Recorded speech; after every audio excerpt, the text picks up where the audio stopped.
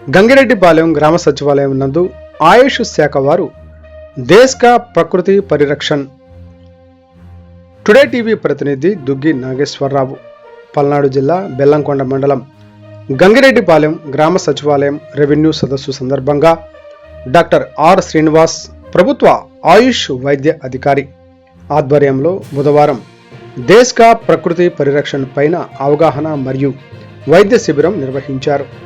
ఈ సందర్భంగా ప్రభుత్వ ఆయుష్ వైద్య అధికారి శ్రీ రచ్చా శ్రీనివాసరావు మాట్లాడుతూ, భారతదేశ పౌరులందరికీ దేశ్ కా ప్రకృతి పరిరక్షణ యాప్ ఒక నెల రోజుల వరకు అనగా 26 నవంబర్ నుండి 25 డిసెంబర్ వరకు అందుబాటులో ఉంటుందని పేర్కొన్నారు.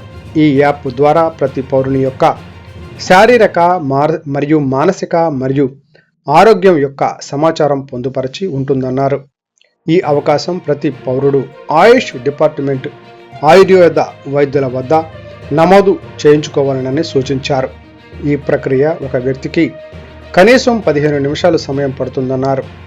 ఈ యాప్ నందు ఇటువంటి సమాచారం ఉండటం వలన ప్రతి పౌరుని యొక్క ప్రకృతిని అనుసరించి వారు పాటించవలసిన దినచర్య మరియు ఋతుచర్య వారి రిజిస్టర్ ఫోన్ నంబర్లకు సమాచారము ప్రభుత్వం ద్వారా ఎప్పటికప్పుడు మెసేజీల రూపంలో పంపడం జరుగుతుందన్నారు.